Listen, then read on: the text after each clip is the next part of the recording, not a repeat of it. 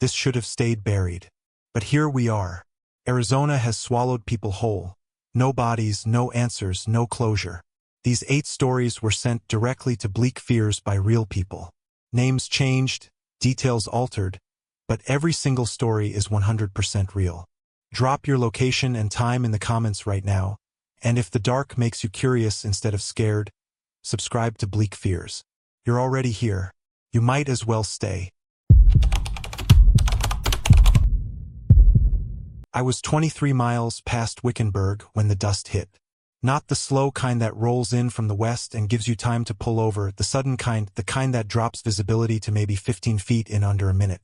I'd driven that stretch of 93 dozens of times. 22 years behind the wheel, mostly night runs, mostly alone. I knew that road the way you know the layout of your own house in the dark. Every curve, every dip, every mile marker that tells you you're still going the right direction. So when the storm came up, I didn't panic. I slowed to about 30, clicked my hazards on, and kept moving. That's when I saw him. He was standing on the shoulder facing the road. Not waving, not thumbing. Just standing there in the middle of a dust storm at 2:17 in the morning, wearing a plain gray jacket, no bag, no hat, completely still. Like he wasn't bothered by the wind at all. I almost didn't stop. 22 years of night driving teaches you certain rules, and one of them is that you don't pick up strangers on 93 after midnight. Nothing good comes from that stretch of road after dark. Ask anyone who's driven it enough times. They'll tell you the same thing. But I stopped. I don't know why. I've asked myself that question probably 400 times since that night, and I still don't have a clean answer. Something about the way he was standing. Something about the stillness of him against all that chaos. I pulled over about 30 feet ahead of where he was, and I watched in my side mirror as he walked toward the cab. Normal walk, unhurried. He climbed in and shut the door, and the first thing I noticed was that there was no dust on him. None. His jacket was clean. His face was clean. A man standing in a full Arizona dust storm for God knows how long, and he looked like he'd just stepped out of a diner. He said thank you. His voice was quiet, slightly hoarse, the kind of voice that sounds like it hasn't been used in a while. I asked him where he was headed, and he said Chloride. That surprised me. Chloride is a tiny old mining town, population maybe 200, sitting up in the hills west of Kingman. People don't go to Chloride at 2 a.m. But I was going past the Chloride cutoff anyway, so I told him that was fine. Here's the thing about that drive. It should have been uncomfortable. Stranger in your cab, middle of the night, dust storm dropping visibility to almost nothing. But it wasn't. He sat quietly, hands folded in his lap, and for about 15 minutes neither of us said a word, and it didn't feel strange at all. It felt like driving with someone I'd known for years. Then he started giving me directions. Not to Chloride. He told me to take a left off 93 onto a dirt road about 6 miles before the Chloride turnoff. I knew that area. There's nothing out there. Just scrub and Joshua trees and old mining claims that dried up 100 years ago. I told him that. He nodded slowly and said the road led to a property his family had owned for a long time. He said it calmly, like it was a perfectly reasonable thing to say at 2 a.m. in the middle of a dust storm. I slowed down. I told him I wasn't going down unmarked dirt roads in the dark, and if he needed to get to Chloride, I'd take him to Chloride. He didn't argue. He just looked out the passenger window and said the name of a street. A specific street. He said it once, quietly, and then didn't speak again.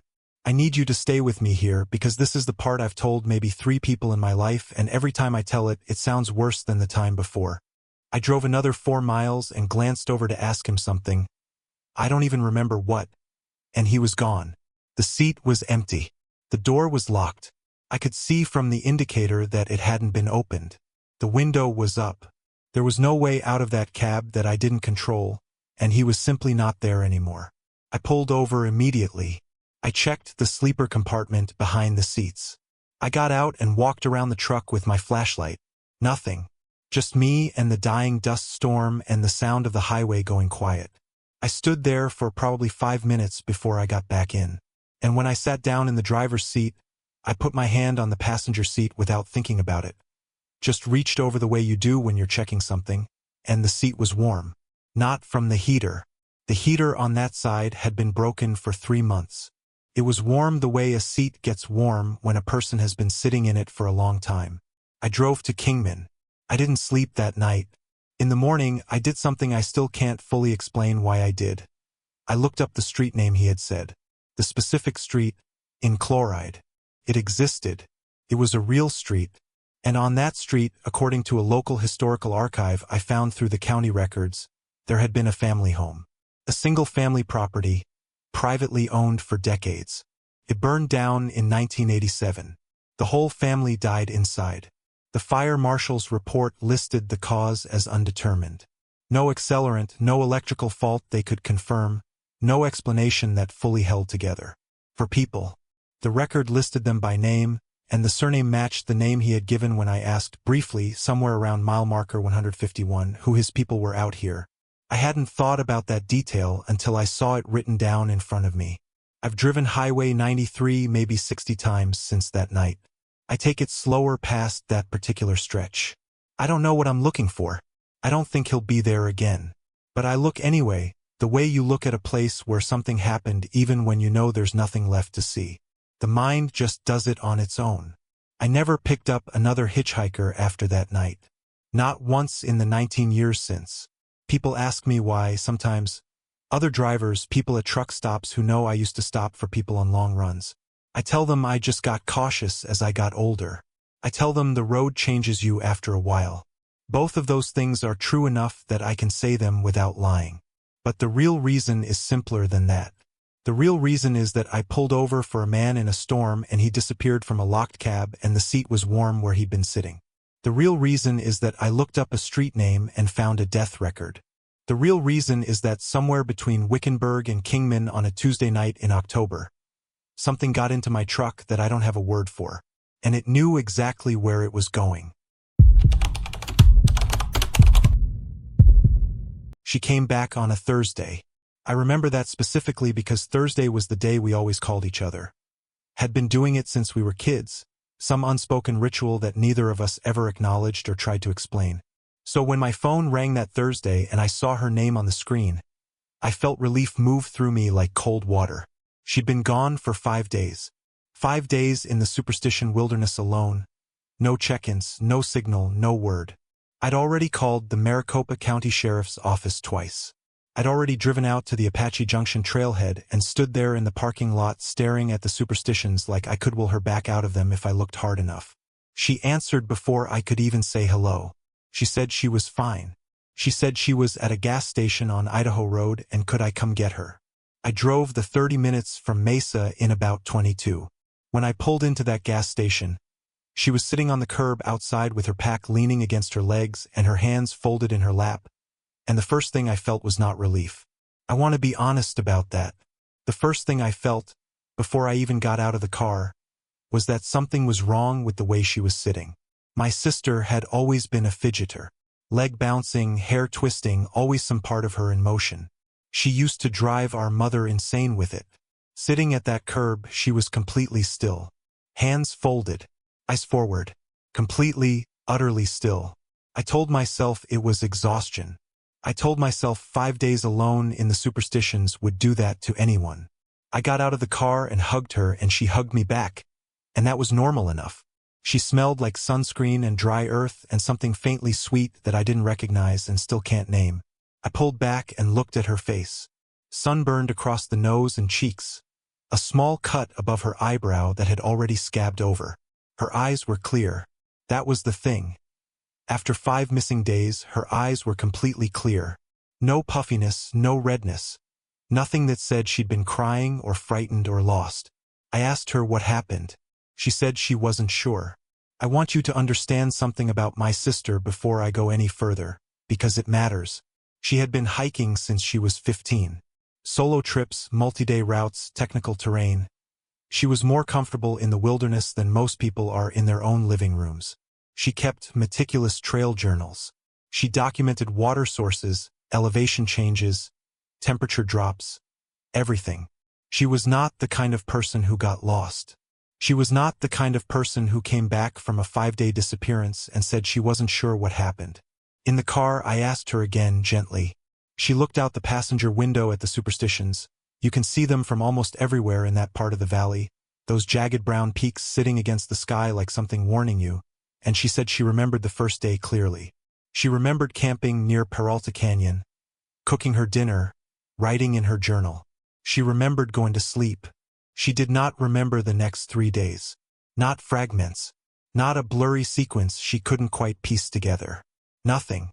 A complete blank from the night of day one to the moment she found herself standing on a trail she didn't recognize, pack on her back, facing east toward the valley.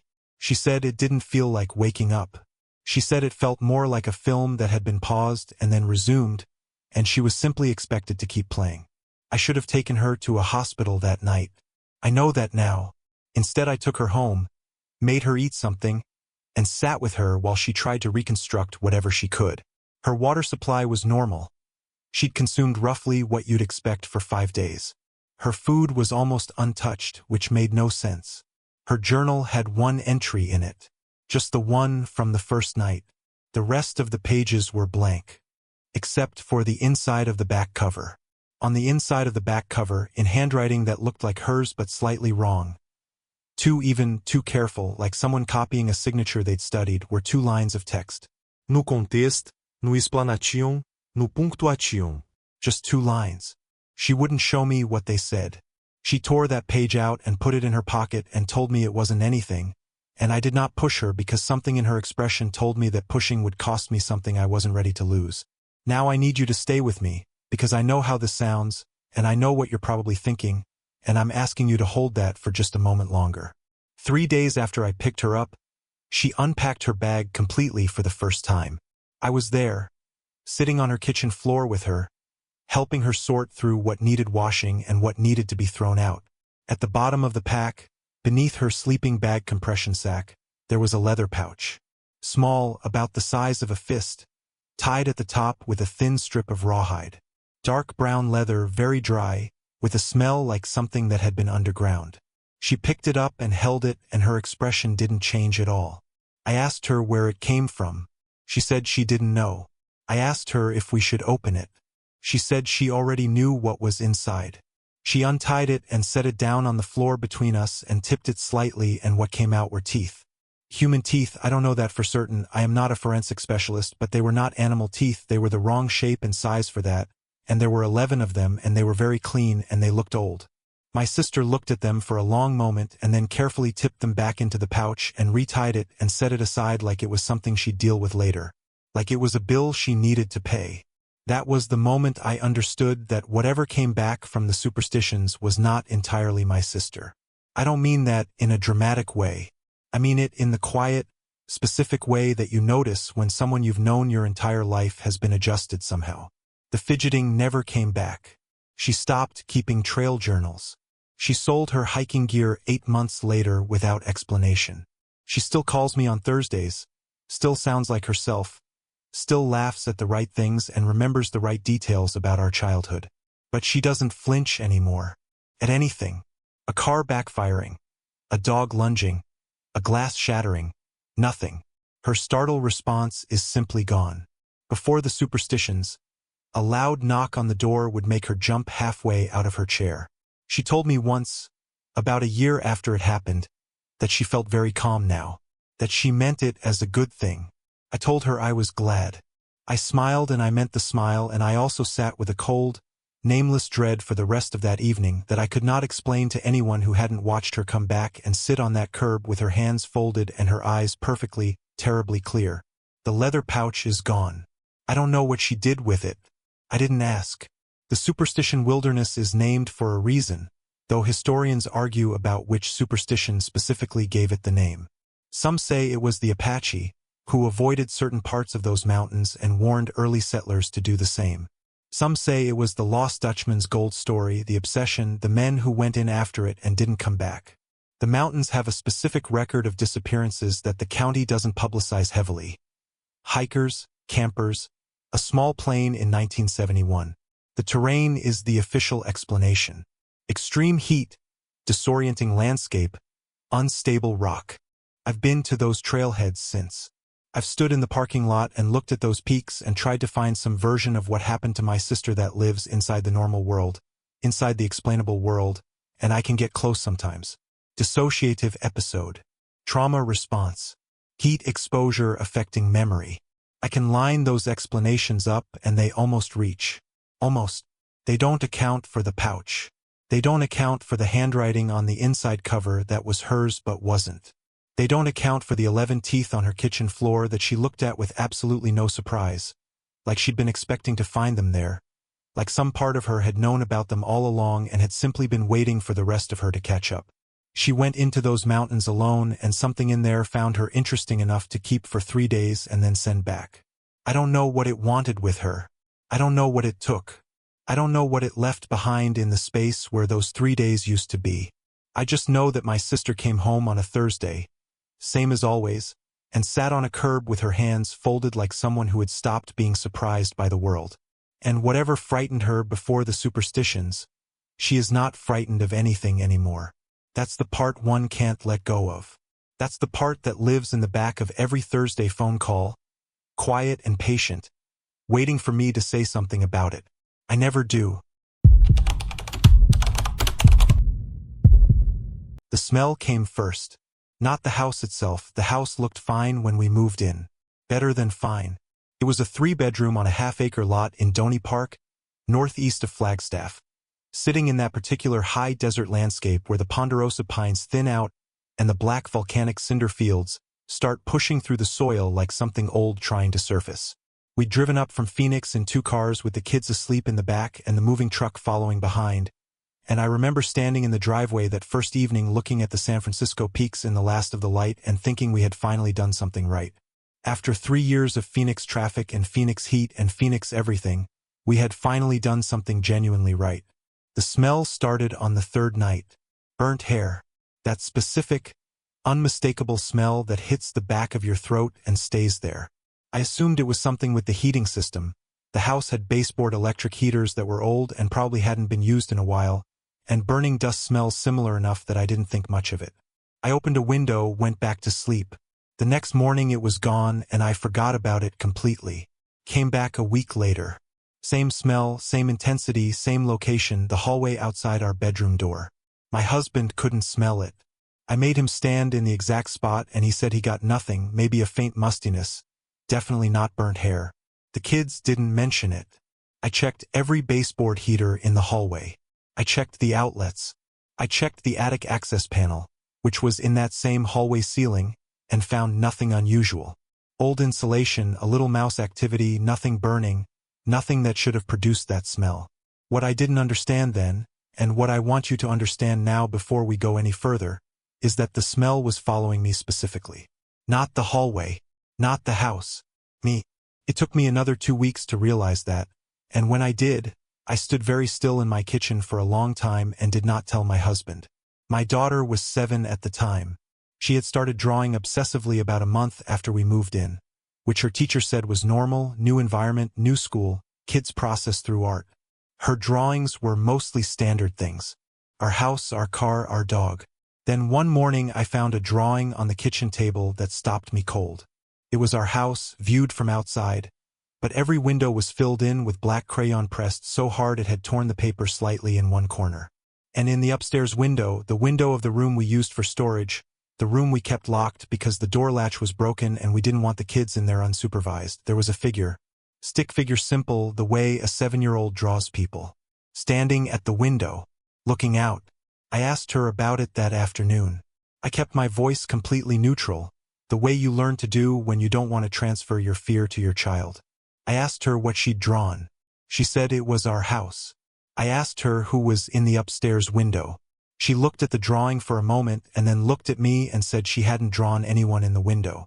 The figure was right there on the paper. I was holding it in my hands. She said she hadn't gone upstairs at all that morning. She said it with the particular matter-of-fact certainty that children have when they're telling the truth about something simple. And I believed her. I believed her because the door to that storage room required a specific hard shove at the bottom to open, a quirk of the frame that had warped slightly, and she didn't know that yet. She'd never opened it successfully on her own. I'd watched her try once and give up. I want to be precise about what happened next because I've thought about the sequence so many times that I need to say it in order or it loses something. I went upstairs. I shoved the storage room door open. The room was empty. Boxes along the walls, an old armchair we hadn't decided what to do with, a floor lamp without a shade, late afternoon light coming in through the window. I stood in the center of the room and looked at everything very carefully, and there was nothing there.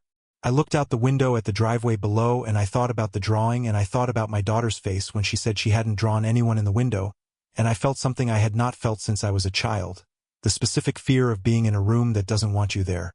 I had an electrician out the following week. Then a plumber. Then a contractor who went through every wall with a moisture meter and found nothing. I had a priest come, and I want to be clear that I am not a particularly religious person, had not been to Mass in over a decade, but I called a priest from a parish in Flagstaff and walked him through every room, and he blessed the house and the land and the threshold, and I felt marginally better for about 4 days. Then I found the crawl space. This is the part that I go back and forth about telling people, because it's the part that sounds the most constructed, the most like something someone made up for effect. But I'm telling you exactly what I found, and I'm telling you I have photographs that I have shown to exactly 2 people and will probably never show to anyone else. The house had a crawlspace access in the laundry room, standard for that style of construction, just a small panel in the wall about 2 feet off the ground. I'd opened it once when we first moved in, shone a flashlight around, seen nothing concerning, and closed it. On a Saturday morning in February, about 4 months after we'd moved in, I opened it again because I'd heard something in the walls that I wanted to investigate. I got down on my hands and knees and shone my flashlight into the crawl space, and that's when I saw the room. Not a crawl space. A room.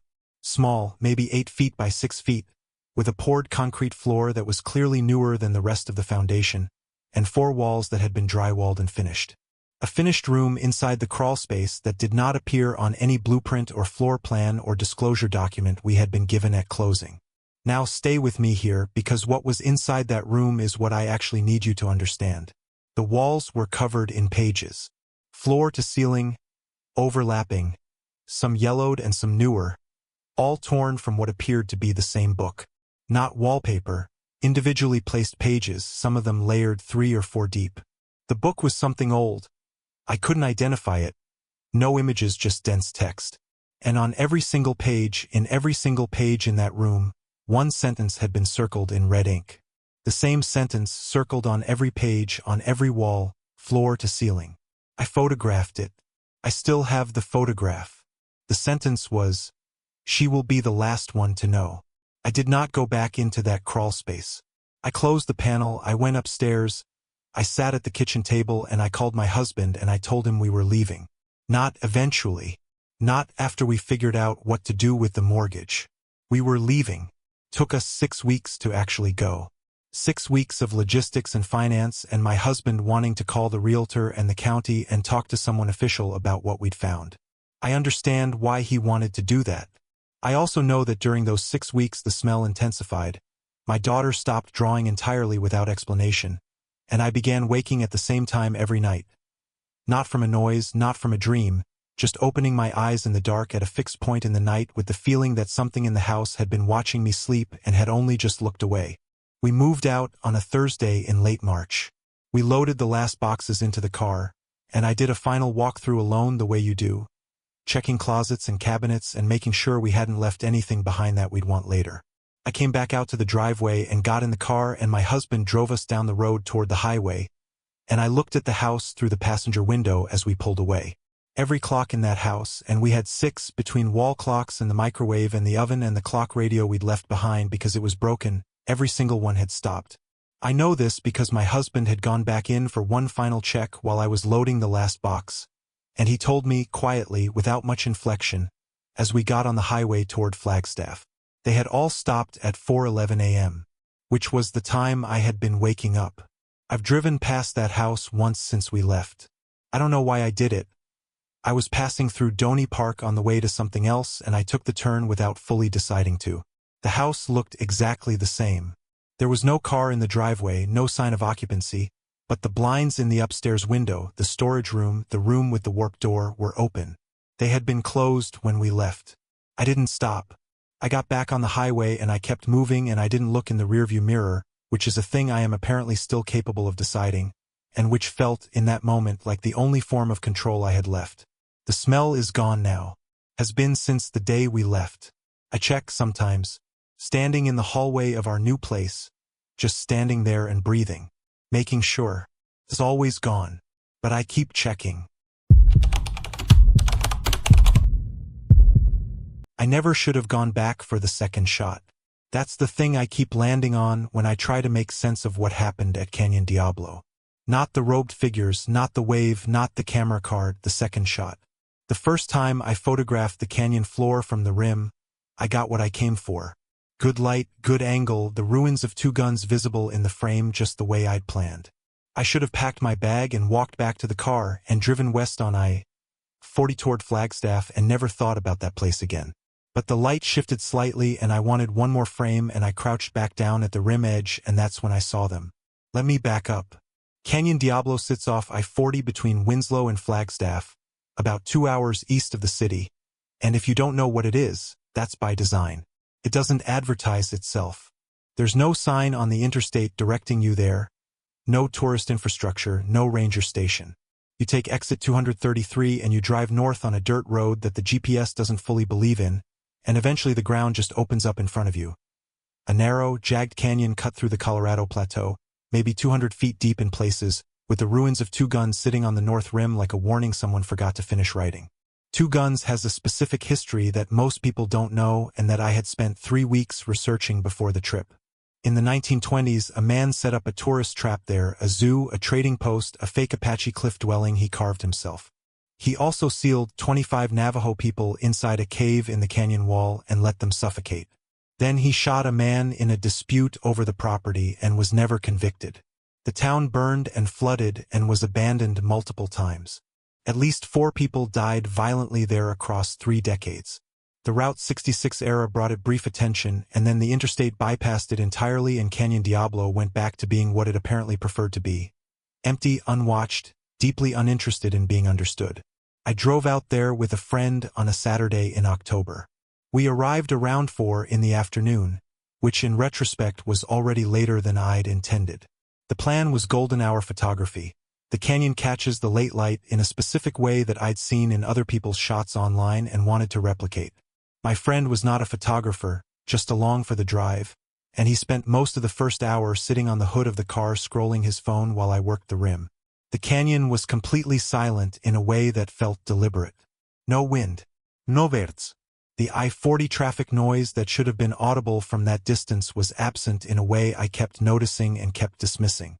I remember thinking the acoustics of the canyon must swallow sound somehow. I told myself that because the alternative, that the silence was a condition of the place rather than a feature of the geography, was not something I was ready to sit with. I got my first shot around 5:15. Then the light shifted and I crouched back down and looked through the viewfinder, and that's when I saw the lights on the canyon floor. Small lights, orange, roughly evenly spaced, arranged in what I initially processed as a random scatter and then very quickly did not process as random at all. They formed a circle. A large circle, maybe 60 feet across, on the canyon floor in the deep shadow where the last of the afternoon light didn't reach. And around the outside of that circle, standing at intervals I couldn't count precisely from the rim, were figures in dark robes. I want to be careful here about what I'm claiming, because I know what this sounds like and I know the easy response to it. The canyon floor was dark. I was looking through a camera lens, not binoculars. Distances are deceptive in that terrain. I am willing to acknowledge all of that. What I am not willing to do is pretend that what I saw resolved into something innocent the longer I looked at it, because it didn't.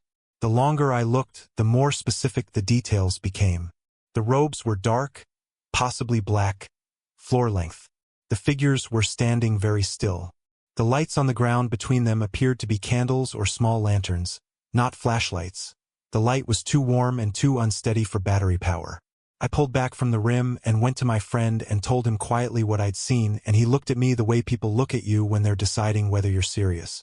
Then he came to the rim and looked, and he didn't say anything for a long time.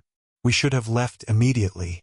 I want to be clear that leaving immediately was the correct decision and that I knew it was the correct decision and that I did not make it.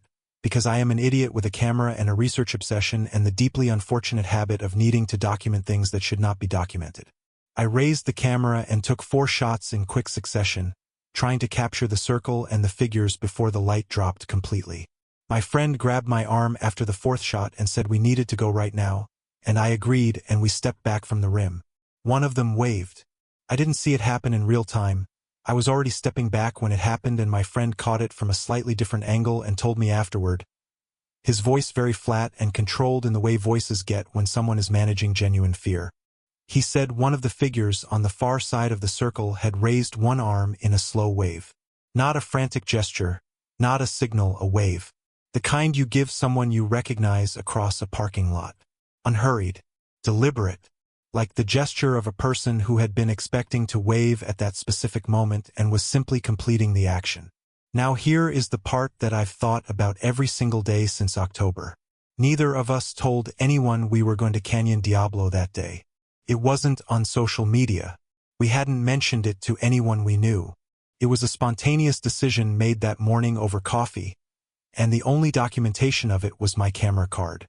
Which brings me to the camera card, and I need you to really sit with what I'm about to tell you, because this is the part that has not resolved for me in any way that I can hold comfortably. When I got home that night and pulled the card and opened the files on my laptop, there were no photographs from Canyon Diablo. Not corrupted files, not blank exposures. The files did not exist. The card showed images from the previous week's shoot in Sedona and then nothing.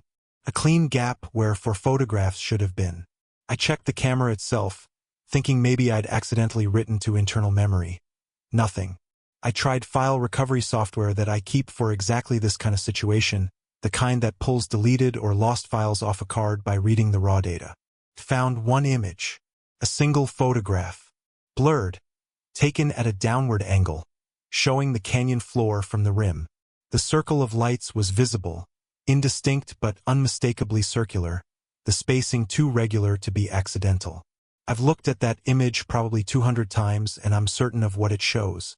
I'm certain of the circle, and I'm certain of the figures at the edge of it, and I'm certain of the general shape of what was happening on that canyon floor on a Saturday evening in October. What I was not prepared for was the timestamp. The file metadata showed a capture time of 2:17 p.m.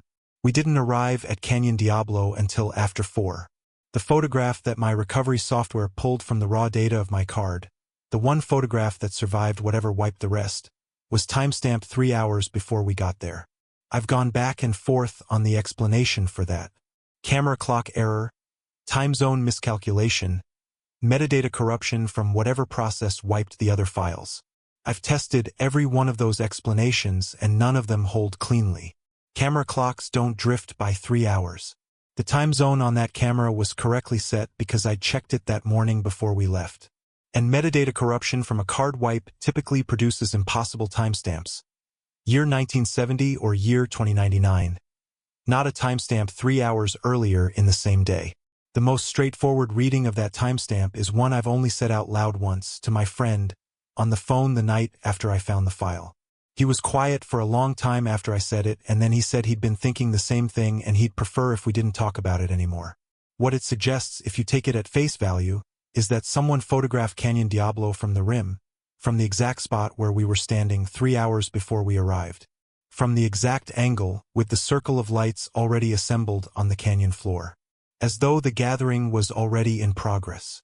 As though the gathering had been in progress for a long time. As though whatever happens at Canyon Diablo on Saturday evenings in October happens on a schedule that does not begin when visitors arrive. It begins long before. And the wave, that slow, knowing, unhurried wave from the far side of the circle, that wasn't surprise. That wasn't alarm. That was recognition. That was the gesture of a group that knew 2 people with a camera were going to stand at that rim at that specific time and look down, and had simply been waiting for the moment to acknowledge it. I have not been back to Canyon Diablo. I don't intend to go back. But I've looked at the satellite view on my laptop more times than I want to admit, zooming into the canyon floor, scanning the shadows at the base of the walls, telling myself I'm looking for a rational explanation. The canyon floor is always empty in the satellite images. Of course it is. But the images are never timestamped at night. He told me this the night before he left the reservation for good. We were sitting outside his cousin's place in Kayenta, the kind of late October night where the temperature drops fast after sundown and the sky gets so clear it feels like something has been removed from between you and the stars. He had a cup of coffee he wasn't drinking. He'd been quiet for most of the evening in the specific way that people are quiet when they're deciding whether to say something they've been carrying for a long time. I didn't push him. I'd known him long enough to understand that pushing didn't work, that the thing would come out when it was ready or it wouldn't come out at all. Around midnight, he set his cup down and looked out toward the dark and started talking. He'd been driving back from a supply run to Kayenta. This was in November, 2 years before the night he told me about it. Late, around 11, the kind of dark that people who've never been on Navajo Nation roads at night don't fully understand. There are no streetlights out there. No ambient glow from nearby towns bleeding up into the sky. When the sun goes down on that land between Kayenta and Monument Valley, the dark is total and it is serious, and the only thing between you and it is whatever your headlights can reach. He knew that road the way you know something you've driven your entire life. Every curve, every wash crossing, every place where the asphalt breaks at the shoulder and the desert just begins without ceremony. He'd driven it at night hundreds of times. He was not a person who frightened easily, which is something I want to be precise about because it matters for everything that comes after. He was methodical, skeptical by nature, the kind of man who needed a reason for things before he accepted them. He'd worked maintenance for the Tribal Utility Authority for 11 years. He dealt in the physical and the fixable. He did not deal in the other kind. Mile marker 34 is where his truck died. Not a gradual dying, no coughing engine, no warning lights, no loss of power that built toward a stop. The truck simply ceased. All of it simultaneously: engine, headlights, dash electronics, the radio that had been playing low. Everything off at once, like a switch, leaving him in a darkness that was so complete and so sudden that for a moment his brain couldn't process it as real. He told me it felt like being blindfolded mid-sentence. One moment the road was lit in front of him, and the next moment there was nothing and the truck was coasting silently to a stop on the shoulder. He sat there for a moment, tried the ignition. Nothing. Not even the click of a starter struggling, just silence. Tried his phone for a flashlight and the phone was off too, which it should not have been because it had been at 70% battery when he left Kayenta. He tried to restart it and it did not respond. He sat in the complete dark, in the complete silence, and did what a practical man does. He ran through the list of practical explanations. Electrical fault. Alternator failure. Some cascading system shutdown he could diagnose in the morning with daylight. He was already composing the mental checklist. That's when he saw the figure. He told me this part slowly. More slowly than the rest, choosing each word with the kind of care that people use when they're trying to be accurate about something they know sounds inaccurate. He said it appeared at the edge of where his vision ended, which in that dark was maybe 20 feet, the slight adjustment the eyes make when they've been given enough time. It was at the roadside, between the shoulder and the scrub, and it was moving, low to the ground. That was the first thing that registered, not the shape of it, not the details, just the height of it relative to the ground. Too low. Moving on all fours, but the proportions were wrong in a way he kept circling back to in the telling without ever fully landing on. I asked him what he meant by wrong proportions. He was quiet for a moment. Then he said the limbs were too long for the body. That the movement was fluid in the way animal movement is fluid, but the geometry of it was not right for any animal he knew, and he knew the animals of that land the way he knew that road, completely from a lifetime of proximity. He said it wasn't the movement itself that frightened him. It was the wrongness underneath the movement. The way it suggested something that had learned to move that way rather than something that had always moved that way. It didn't approach the truck. That's the detail I keep returning to because I think if it had approached, the story would have a different shape. It would have escalated, resolved into confrontation or escape. Instead it paced, parallel to the truck, back and forth along the shoulder, at a consistent distance that never closed and never widened.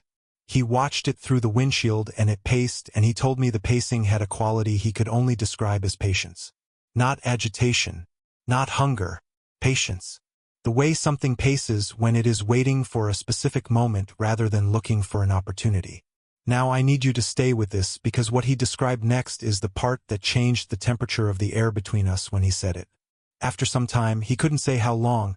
He had no working phone and no working clock, and time had gone strange in the way it does when you're afraid and the dark is total. The figure stopped pacing. It stopped at a point directly beside the driver's side door, still at that same fixed distance, and it was still, completely still. And he became aware, in the specific bodily way that requires no evidence and needs no justification, that it was looking at him. Not in his direction. At him. With the kind of focused, particular attention that a person feels on the back of their neck in a crowded room. Directed and deliberate and personal. He told me he made a decision in that moment not to look directly at it. He could see it in his peripheral vision, and he kept it there, on the edge of his sight, and he looked forward through the windshield at the dark road, and he did not turn his head. He told me this decision came from somewhere older than thought. Not a reasoned choice. Something that rose up from a part of him that his 11 years of utility maintenance and his practical skeptical nature had not managed to reach. He said his grandmother had told him things when he was young. Things he had spent his adult life filing under the category of stories. Standing at mile marker 34 with all the lights off and that figure still at the edge of his vision, he understood for the first time that the category had been wrong. He sat like that for 2 hours. He knows it was 2 hours because when the truck started, again all at once, engine and lights and radio and dash, the same simultaneous snap that had turned it off. His phone restarted with it and showed the time, and he had been sitting in the dark for 2 hours and 4 minutes. The figure was gone. Not moving away, simply no longer there, in the way a thing is no longer there when you've been looking at the road ahead and not at the place where it was. He didn't see it leave. It was there, and then it was gone, and the truck was running, and the headlights were showing him the empty road. He pulled back onto the highway and drove. He didn't stop until he reached Kayenta, and he didn't sleep that night, and in the morning he went out to the truck and found the mirrors. All three of them, driver's side, passenger side, rear view, cracked. Not shattered, not broken off. Cracked, from the inside of the glass outward, in a pattern that a mechanic he showed them to later said he'd never seen before and couldn't account for. As though the pressure that cracked them had come from behind the reflective surface rather than from impact on the face of the glass. He asked the mechanic if that was possible. The mechanic looked at the mirrors for a long time and said he didn't know how you'd produce that pattern deliberately, let alone accidentally. He replaced the mirrors. He kept driving that road for another 2 years because it was the road between where he lived and where he worked, and there was no other way. But he took it earlier in the evenings. He made sure he was past mile 34 before the real dark came. He didn't tell people why he'd adjusted his schedule. He just adjusted it and didn't explain, and most people didn't ask. I asked him that night outside his cousin's place in Kayenta what it had looked like. The figure. Its face, specifically, since he'd said it was looking at him, and I wanted to understand what that meant, what he'd seen in his peripheral vision that told him the attention was directed and not general. He picked up his coffee cup, set it down again without drinking, looked out at the dark beyond the yard for a long moment. He said he wouldn't describe the face. Not because he couldn't, not because he hadn't seen enough of it to describe. He said if he described it, he would be giving it something. A kind of presence in the telling that it could use. He said some things get stronger when you make them specific in language. When you name the details out loud and hand them to someone else to carry. He said his grandmother had been very clear about that, and that he had not believed her then, and that he believed her now completely. He left the reservation the next morning. He'd been planning it for a while, he said. The job in Flagstaff had been in motion for months, but the timing was the timing.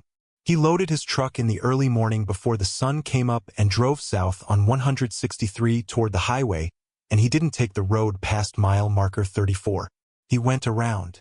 Added 40 minutes to the drive. Did it without hesitation.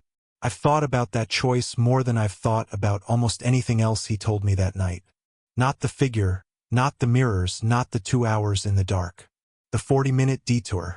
The quiet, practical, absolute certainty of a skeptical man who had spent his whole life needing reasons for things, going 40 minutes out of his way on his last morning on that land. Because some roads you don't drive again.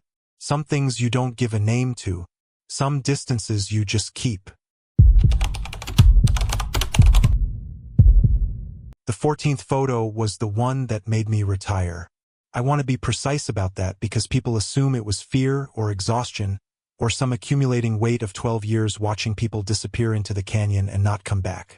Those things were real, and I'm not dismissing them. But the retirement paperwork that I filed on a Tuesday morning in April was a direct consequence of a specific photograph, and everything I'm about to tell you is the context that makes that photograph make sense. I worked the South Rim for 12 years. Seasonal ranger first, then full-time, then senior staff with an office in the operations building behind the visitor center at Mather Point. I knew that rim the way surgeons know anatomy, not just the trails and the overlooks and the emergency response protocols, but the texture of the place. The way the light changes the canyon's color every 20 minutes from sunrise to noon. The way the wind comes up from the inner gorge on hot afternoons with a specific smell of river water and hot rock that you can't describe to someone who hasn't stood there. The particular silence of the South Rim at 4 in the morning when the overnight campers are still sleeping and the day tourists haven't arrived and the canyon is just itself. Not a destination, not a photograph, just 277 miles of river-cut geology sitting in the dark. I loved that place. I want to say that before I say anything else, because what I'm going to tell you is not a story about a haunted location or a cursed landmark. It's a story about a pattern. And patterns are worse than hauntings because hauntings can be explained away and patterns cannot. It started in my 3rd year. A family reported a missing person. A man in his late 40s, experienced hiker, had gone down Bright Angel Trail alone and not returned to the trailhead by the agreed time. Standard missing persons protocol, search and rescue mobilized, canyon staff on alert. We found him 4 days later at the bottom of a drainage off the Tonto platform. Dehydrated but alive. In the course of the investigation we collected photographs from his camera, from the cameras of other hikers who'd been on the trail that day, standard procedure to establish a timeline of where he'd been and when. I was going through the photographs in the operations office on my laptop and I stopped on one that had been taken by a day hiker near the trailhead, showing the main overlook area at Mather Point in the early afternoon. The missing man was visible in the background, which was what I was looking for. But standing 6 feet to his left, facing the camera, was someone else. A man. Average height, dark jacket, standing very still among the moving crowd of tourists the way a stone stands still in a stream. He was smiling, and I want to be careful about how I describe that smile because I don't want to reach for horror language when the specific truth of it is more unsettling than anything I could dramatize. It was a wide smile, wider than a smile needs to be for the occasion. Standing at a public overlook, not laughing, not in conversation, just standing and smiling at a camera being held by a stranger 20 feet away. The kind of smile that registers in your peripheral vision and makes you look twice without knowing why. I noted it, filed it in the back of my mind, moved on. 2 years later, different missing person. A college student who'd gone down the South Kaibab Trail with friends and become separated near Cedar Ridge. We found her after 6 days, disoriented and severely dehydrated, with no clear memory of where she'd been or how she'd survived the cold nights without her pack, which we never recovered. In the photographs collected from that investigation, she appeared on the rim at a viewpoint east of Mather Point about an hour before she went missing. Standing behind her, slightly to the right, facing the camera of whoever was photographing the viewpoint that afternoon, was a man in a dark jacket. Smiling, I pulled up the earlier photograph. Opened both on my laptop side by side. I sat with them for a long time, long enough that my colleague knocked on my office door and asked if I was eating lunch and I said I wasn't hungry and she left. The face in both photographs was the same face. The jacket appeared to be the same jacket. The smile was identical, not similar, not the general similarity of strangers who happen to smile at cameras. The same specific configuration of features holding the same specific expression. The photographs were taken 2 years apart at overlooks that were approximately half a mile from each other. I am going to tell you what I did not do. I did not immediately report this, and I want to explain why in a way that doesn't make me sound incompetent or negligent, because I've had that conversation with myself many times and I know where it goes. What I did not do was report it because I knew, with the clarity that comes from 12 years of working inside a bureaucratic institution, exactly what would happen if I walked into my supervisor's office with 2 photographs and a theory. I had one data point, one man who appeared in 2 separate investigative photo collections, smiling. There is no protocol for that. There is no box to check. There is no actionable outcome from reporting a man for smiling at a public tourist destination in 2 photographs 2 years apart. So I started a folder. I kept it on a personal drive, not a work system. Every investigation that came through our office that involved a missing person, I went through the associated photographs personally and I looked. I wasn't always sure what I was looking for. The face, the jacket, the smile, some combination. I looked anyway. I developed a specific methodology over time, a way of scanning crowd photographs efficiently without missing edge figures, background details, people partially obscured. I got good at it. I got very good at it in the way you get good at something you're spending hours on without telling anyone. Over 8 years, I found him 14 times. Now let that land for a moment before I continue, because I need you to understand the mathematics of what I'm saying. 14 photographs, spanning 8 years, across multiple distinct locations on the South Rim. Not the same overlook. Not the same trail. Mather Point, Yavapai Point, the Bright Angel Trailhead, the area near the Kolb Studio, twice near the East Entrance. 14 photographs from 14 separate investigative collections, each connected to a separate missing persons case. Same face, same jacket, same smile. I cross-referenced ages. I pulled every available identifying detail I could legally access. I looked for any registered individual matching that description in park records, incident reports, permit databases. Nothing. The face did not match any person in any database I could access, which in itself is not impossible. Not everyone who visits the Grand Canyon is in a database, but combined with everything else created a texture of wrongness that I found increasingly difficult to sit inside professionally. The thing about the smile that I haven't said yet, that I've been building toward because it's the detail that changed the nature of the folder from an obsession into something I needed to do something about, is this: in 12 of the 14 photographs, the missing person was not aware they were being photographed. The photos were taken by other tourists, candid shots of the viewpoints, the kind of photograph where nobody in the background has had the chance to perform for the camera. The missing person appears natural, unposed, just a person at a viewpoint. The man in the dark jacket is always looking at the camera. Always. In photographs where no one else in the background has registered that a photo is being taken, he is looking directly into the lens and he is smiling. As though he knew. Every single time, across 12 separate photographs taken by 12 separate strangers who had no awareness of what they'd captured, he knew the camera was there.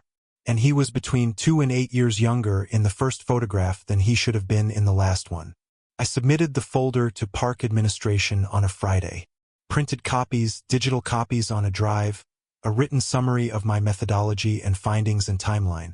I handed it to my direct supervisor in a sealed envelope and I told him I believed it warranted review by someone with investigative authority, and I left it at that. I did not go into the age detail in the written summary because I knew, with the same institutional clarity that had stopped me reporting it years earlier, that the age detail was the thing that would discredit everything else. 2 weeks later, my supervisor called me into his office and told me the matter had been reviewed and closed.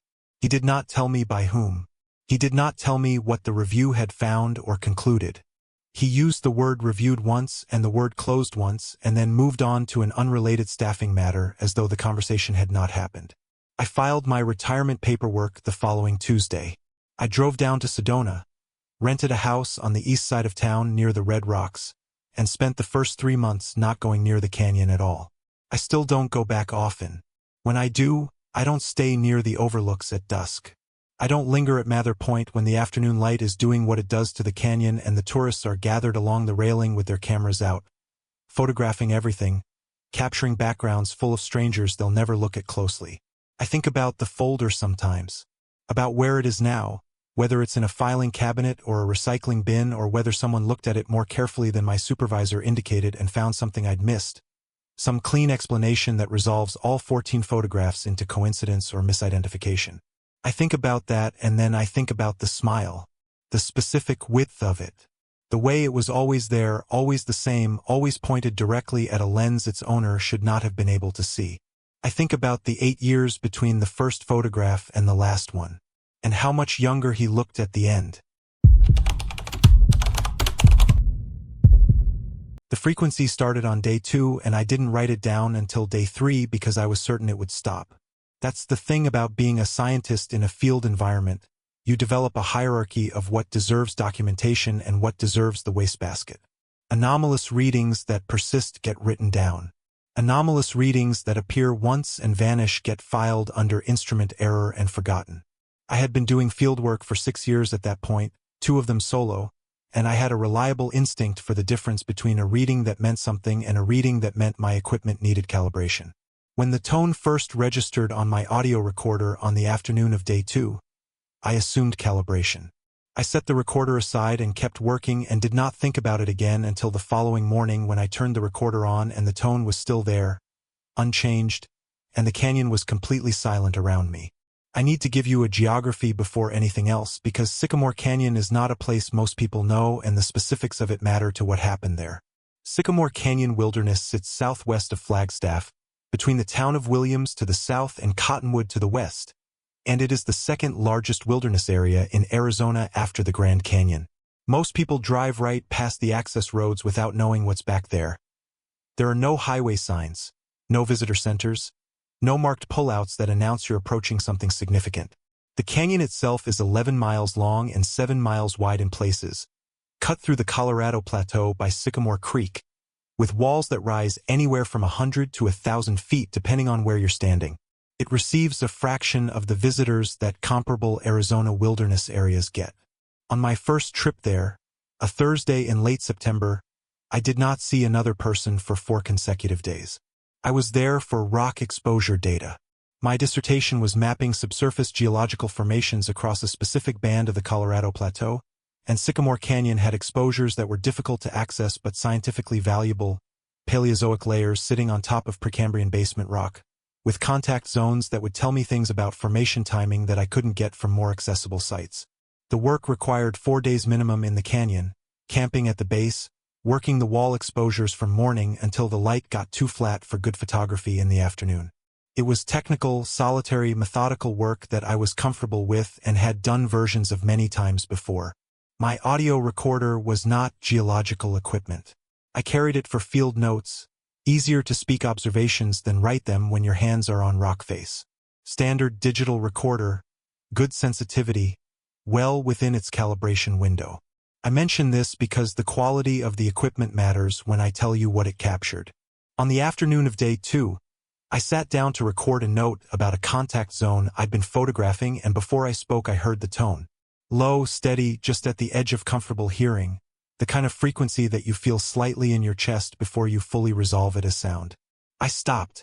I held the recorder out and let it run and listened, and the tone continued for approximately 40 seconds and then stopped. I checked the recorder display.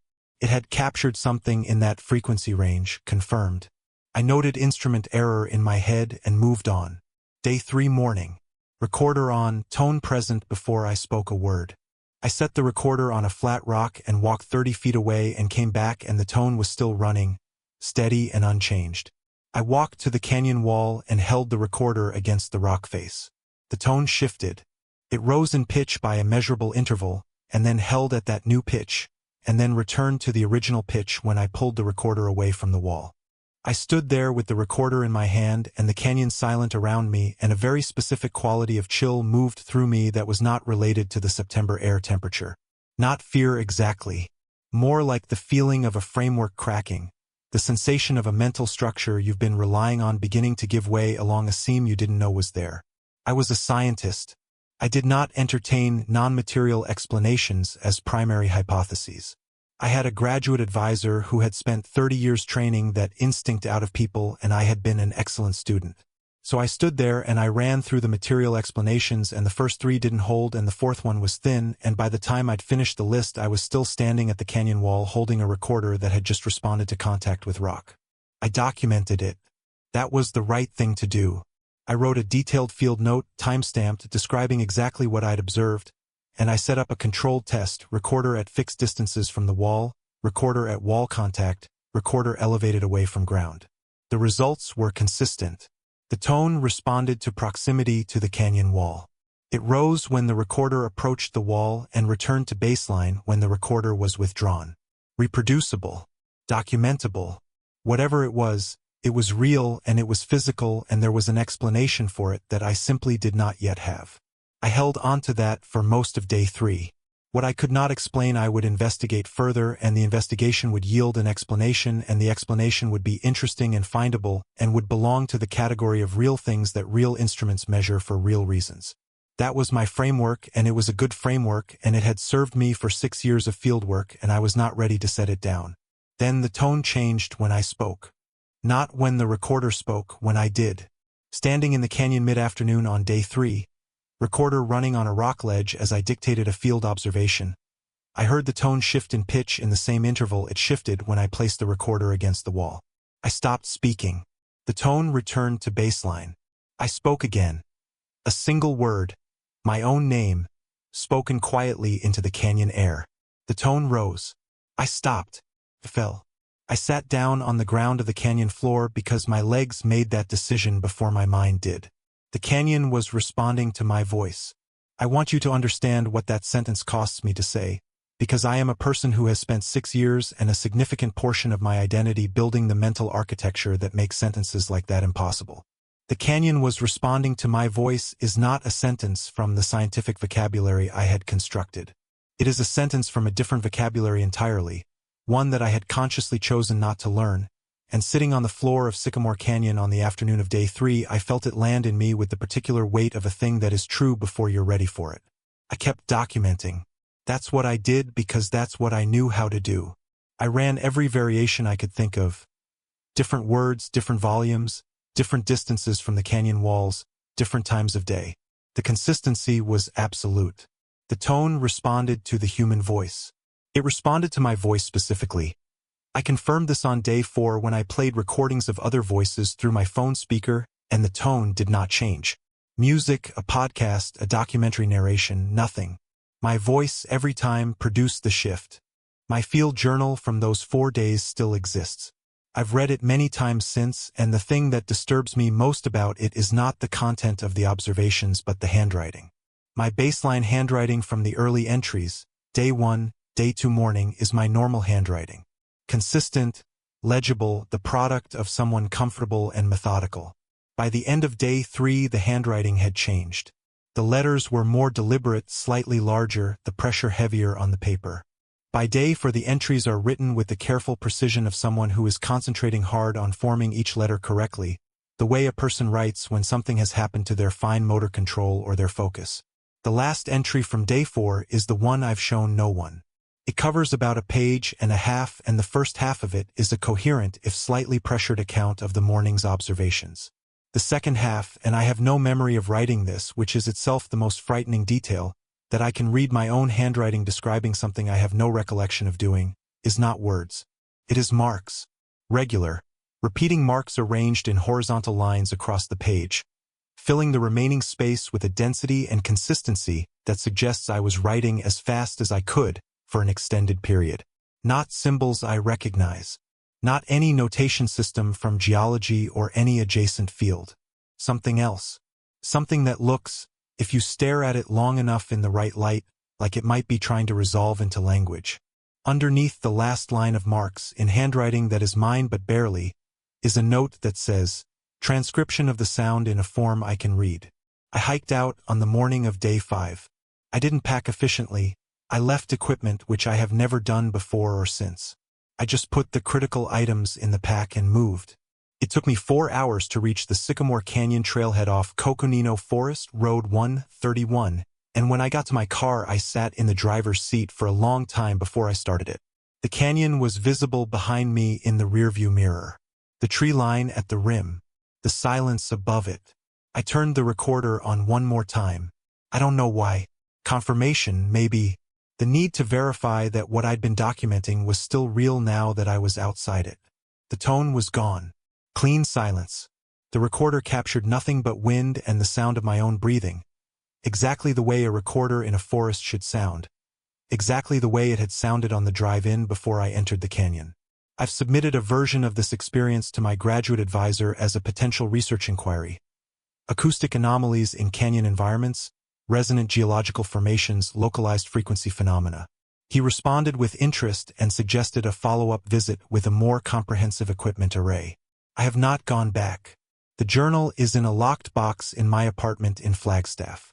I take it out sometimes and open it to the last entry and look at the marks on the page, the tight repeating lines of whatever I was transcribing in that canyon on day 4, and I try to read it. I try every time with genuine effort and genuine openness.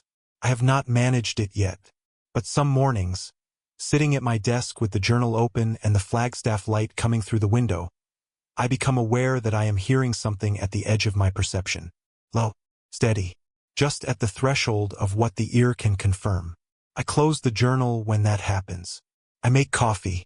I do the ordinary things, but I leave the window closed. I almost didn't take the third photo. That's the part one come back to most. Not what was in it, not what it means, not the 11 times I've tried to delete it since. Just the simple mechanical fact that I almost didn't take it. My thumb was already moving toward the power button. The light was dropping fast the way it drops in the Sonoran Desert in late November, that sudden authoritative dimming that gives you maybe 8 minutes of usable dusk before the dark becomes total, and I had what I needed. 2 shots of the organ pipe cactus silhouetted against the sky, compositionally clean, the kind of image that justifies the 4-hour drive from Tucson through 3 Points and Y and down Highway 85 to the monument's southern unit. I was satisfied. I was already thinking about dinner and the drive back. Then something at the edge of the frame moved. Not dramatically. Not the kind of movement that stops your breath. More like the peripheral suggestion of movement, the thing your eye catches and your brain immediately tries to rationalize before you've fully registered it. Cactus arm shifting. A shadow adjusting. The specific visual static of dusk in the desert when the light is doing uncertain things to shapes that were solid 10 minutes ago. I raised the camera again and looked through the viewfinder and everything was still. The organ pipe cactus in the center of the frame, the smaller saguaros flanking it to the left, the pale sky behind them going from orange to purple at the horizon. Still. Completely still. I took the third photo anyway. I want to tell you about organ pipe before I tell you what was in that photo, because the place itself is a specific kind of remote that needs to be understood to understand everything else. Organ Pipe Cactus National Monument sits in the Sonoran Desert in southwestern Arizona, right against the Mexican border, and the southern unit where I was camping is the part that the Park Service describes in its own literature as extremely isolated. The nearest town of any size is Lukeville, which is 12 miles north and has a population of roughly 30 people and closes at sundown. The nearest city is Ajo, which is 40 miles north and has a hospital and a grocery store and fields. When you're standing in the southern unit at dusk, like a different planet. There are no streetlights in the monument. No cell service in most of the southern areas. The international boundary is visible from certain trails, a rusted vehicle barrier running through the desert, the kind of border infrastructure that looks temporary and has been there for decades. I had camped there alone before. Twice, actually, once in March and once the previous October. I was comfortable in that landscape in the specific way that comes from enough solo camping to know your own fear responses and trust them. I knew what the desert sounded like at night in that monument. Elf owls in the organ pipes after dark. The occasional coyote sequence echoing off the Ajo Mountains to the east. The sound of nothing, which in that desert is not actually nothing. It has a texture, a presence, the accumulated silence of one of the most uninhabited stretches of land in the continental United States. I went back to my campsite after the third photo, made dinner on my camp stove, read for an hour, went to sleep without looking at the images because the light in the tent wasn't good enough for the camera screen to show me anything useful. I'd look in the morning with the daylight. Standard practice. In the morning I made coffee and sat outside the tent in the early sun and went through the shots from the previous evening. The first photo was what I'd expected, clean composition, good silhouette, the organ pipe cactus doing exactly what I'd driven 4 hours to photograph it doing. The second photo was nearly identical, fractionally different angle, both keepers. The third photo stopped me. The organ pipe cactus was in a different position. Not a different location, the same spot in the frame, same background, same sky. But the central arm of the cactus, the one that had curved slightly left in the first 2 shots, was curved right. Unmistakably, photographically, measurably right. I held the camera and went back and forth between the second and third image 3 times, making sure I wasn't misreading the images, making sure there wasn't some distortion from the lens angle or the light. There wasn't. The cactus had moved between frames. The two photos were taken approximately 90 seconds apart. Organ pipe cacti are columnar succulents that grow roughly an inch per year. They do not move. Now stay here with me for a moment because what I did next was the rational thing, and the rational thing led somewhere I was not prepared for. I put the camera down and walked to the cactus. It was maybe 40 feet from where I'd been standing the previous evening. I stood in front of it and looked at it in the early morning light, and it was exactly what it appeared to be. A mature organ pipe cactus, maybe 15 feet tall, multiple arms rising from a central base, completely stationary, completely inert, completely real. I photographed it again from the same angle. The arm curved left, same as the first two shots, same as every other organ pipe cactus arm that has ever curved in that particular direction because that is where the available light was when it grew. The third photo showed it curving right. And the third photo was taken 90 seconds after the second, with me standing in the same spot, with no change in lens, angle, or light source that would account for a directional reversal of a fixed object. I stood in front of that cactus for a long time. Long enough that the sun moved noticeably and my coffee went cold back at the camp, and two cactus wrens arrived and departed from the arms above my head. I was trying to give the rational explanation enough time to arrive, the way you give a late bus enough time before you start walking. It didn't arrive. I went back to camp and packed up methodically and drove north on Highway 85 and was back in Tucson before noon. That evening I opened the photos on my laptop. Larger screen, better light, the ability to zoom in precisely on specific areas of the frame. I went through them in sequence, first, second, third. First photo, second photo, cactus curves left. Third photo, cactus curves right.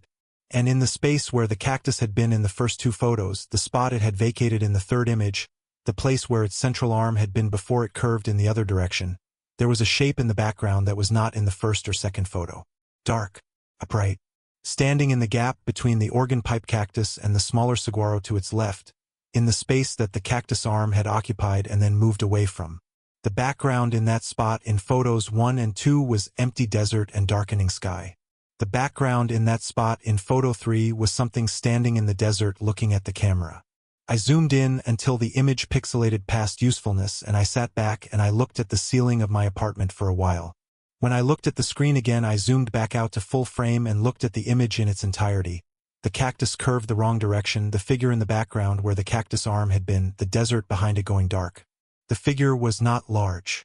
Average height, possibly slightly under. It was standing with the particular stillness of something that had been standing in that spot for a long time and had no intention of moving. Its face, such as I could resolve it at that distance and that pixelation, was directed at the camera. Not at the horizon, not at the cactus, not at the darkening sky. At the camera. At the lens. At the exact point in space where I had been standing 40 feet away holding the camera 90 seconds after the second shot. I looked at that image until I understood what I was looking at. Then I selected the file and moved it to the trash and emptied the trash. My phone restarted. I did it again through the laptop's photo software, deleted the file, confirmed the deletion, verified it was gone from the storage. Opened the folder. The file was there. I went into the folder directly through the Finder and deleted it manually and emptied every cache and trash location on the laptop. Opened the folder. The file was there.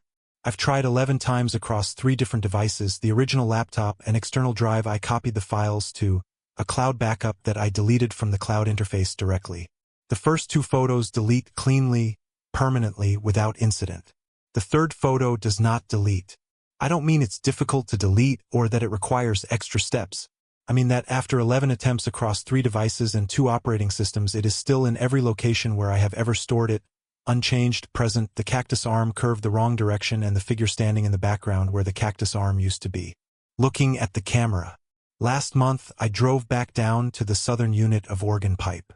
I told myself it was for photography, which is the story I am apparently still telling myself about things I don't want to examine too directly. I parked in the same area and walked to the same spot and stood in front of the same organ pipe cactus in the same dusk light, and I looked at it for a long time.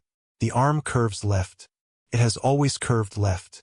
The available light when it grew came from the right, which is why the arm curves toward the left where the light was better, which is how plants work, which is the only way any of this works. I did not take any photographs.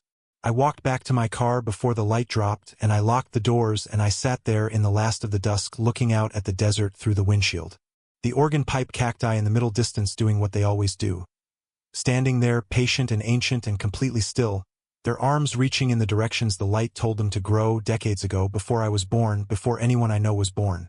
One of them, in the far edge of my headlights as I pulled out, had an arm that curved the wrong direction. I didn't stop. I've learned, across the course of this year, when not to stop, when not to photograph, when not to look too long at a thing that is already too aware of being looked at. These are not lessons I wanted.